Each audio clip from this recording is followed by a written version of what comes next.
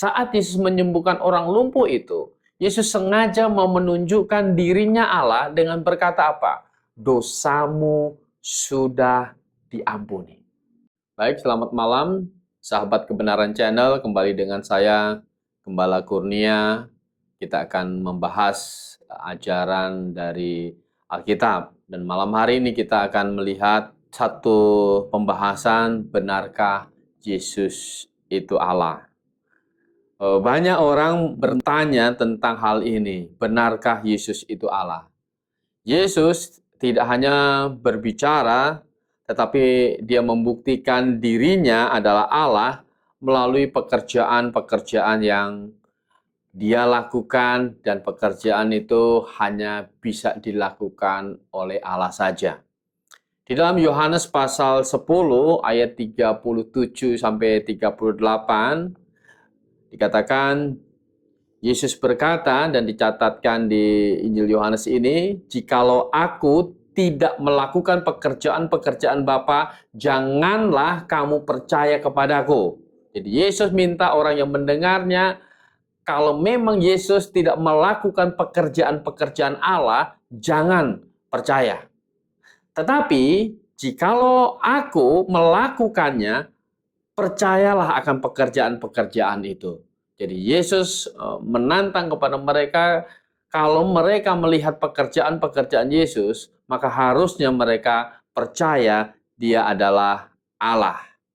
Dan Yesus memang membuktikan dirinya adalah Allah dengan pekerjaan-pekerjaan itu. Kitab Yesaya, Nabi Yesaya di pasal 35 ayat 4-6 berkata begini, Yesaya menubuatkan, katakanlah kepada orang-orang yang tawar hati, kuatkanlah hati, janganlah takut, lihat Allahmu akan datang dengan pembalasan dan dengan ganjaran Allah, ia sendiri datang menyelamatkan kamu. Jadi Yesaya menubuatkan bahwa Allah akan datang, dan dia meyakinkan kepada orang Israel pada waktu itu bahwa Allah, Elohim itu akan datang. Ini dituliskan 700 tahun sebelum Yesus Kristus datang. Jadi ada jarak yang panjang.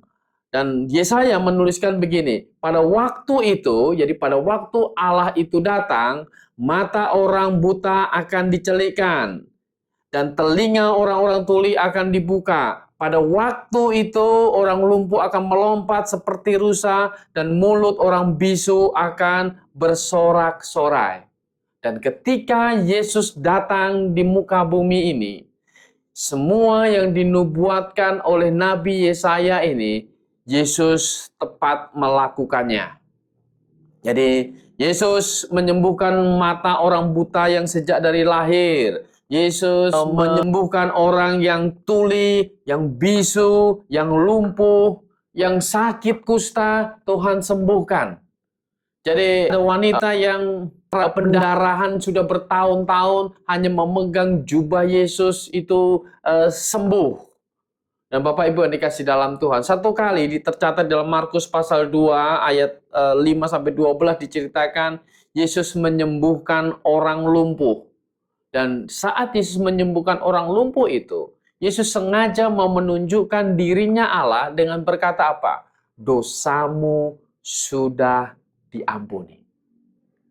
Dan itu menjadi gempar kepada orang waktu itu. Siapa dia? Kok dia bisa mengampuni dosa? Mereka tahu dosa hanya bisa diampuni oleh Allah saja. Dan Yesus melakukan itu untuk menyatakan kepada mereka bahwa dia adalah Allah.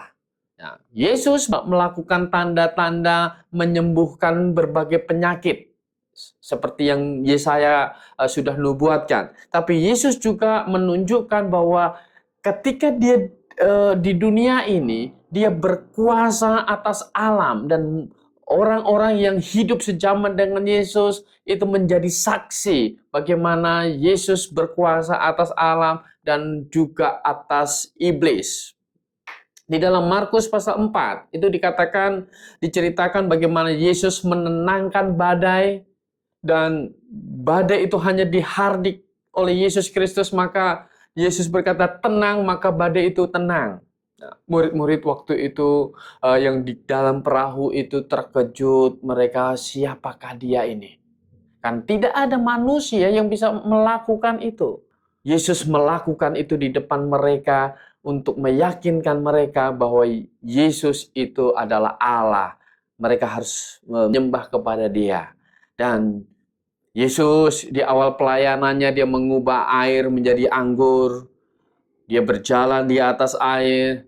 Dia menghardik pohon ara dan pohon ara itu menjadi kering. Ya, Petrus yang seharian semalam-malaman dia menjala ikan tidak mendapatkan ikan satupun. Kemudian Yesus datang dan dia menyuruh Petrus menebarkan jala. Saat itu jala Petrus penuh dengan ikan. Jadi ini semua Tuhan Yesus lakukan untuk membuktikan dirinya adalah Allah. Supaya orang-orang pada zamannya itu menjadi percaya. Jadi Yesus berkata, kalau kamu meragukan perkataanku, maka lihatlah pekerjaan-pekerjaanku. Yesus melakukan pekerjaan-pekerjaan yang hanya bisa dilakukan oleh Allah. Murid-muridnya menjadi saksi atas semuanya itu. Di Gerasa, ada legion merasuki orang sehingga orang itu tersiksa di dalam hidupnya. Dan ketika Yesus datang, legion itu, iblis itu, akhirnya ketakutan dan dia minta pindah ke babi-babi. Dan Yesus izinkan. Setan itu diusir dari orang tersebut.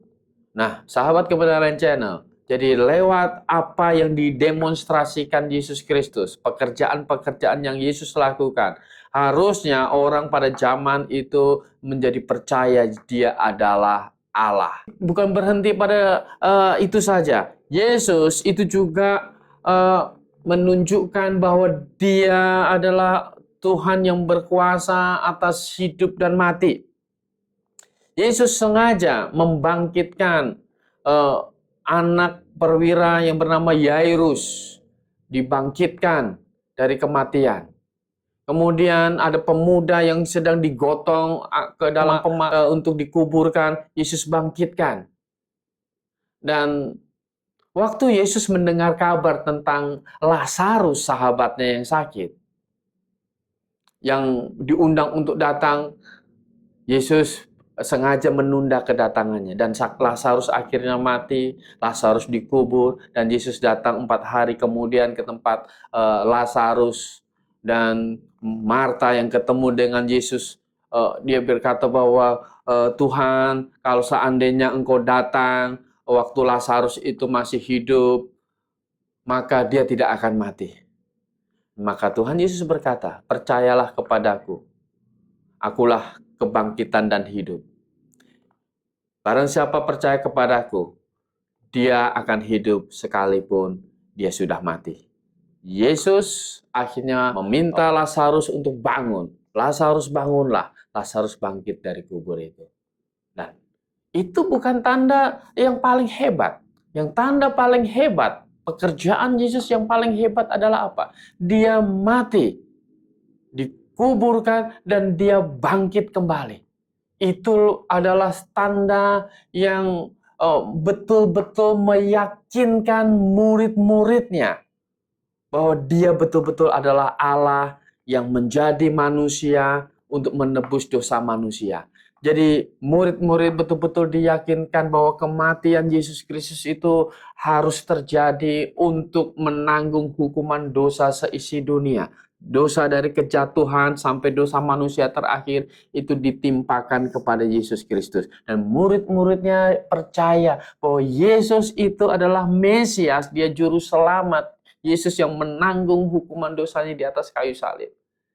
Dia tidak mati selamanya. Dia bangkit 3 hari kemudian. Mengapa? Karena dia adalah Allah. Maut tidak dapat menahan dia.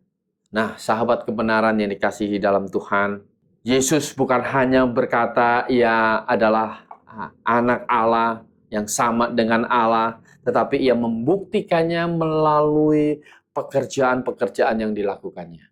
Orang boleh meragukan perkataannya, tetapi Orang pada zaman Yesus sebenarnya tidak bisa menyangkal perbuatan yang dilakukan Yesus itu memang hanya bisa dilakukan oleh Allah. Itulah kenapa murid-murid Yesus akhirnya setia kepada Yesus Kristus, mengikutnya sampai mati. Karena apa? Karena Yesus itu adalah Allah yang menjadi manusia. Dia adalah juru selamat untuk segala dosanya. Petrus berkata, tidak ada di bawah kolong langit ini nama yang diberikan manusia yang olehnya orang bisa diselamatkan. Nah, siapapun bisa tidak percaya bahwa Yesus adalah Allah. Terserah, bebas. Ya kalau masih meragu-ragukan, silahkan membuat keputusan itu. Tetapi pikirkan lagi dengan akal sehat. Apa yang dilakukan Yesus? Pekerjaan-pekerjaan Yesus hanya bisa dilakukan oleh Allah. Karena memang Dia adalah Allah yang datang menjadi manusia. Dan kedatangannya itu, kematiannya untuk menebus dosa manusia. Saya sudah diselamatkan. Dan Dia bisa menyelamatkan semua orang yang datang bertobat kepada Dia. Siapapun, Anda pun, kalau mau diselamatkan, tinggal percaya kepada Yesus Kristus. Dia adalah Allah. Dia membuktikannya dengan pekerjaan-pekerjaan. Baik, kiranya ini menjadi kebenaran yang meyakinkan, kebenaran yang kita pegang selama-lamanya. Selamat malam dan Maranatha.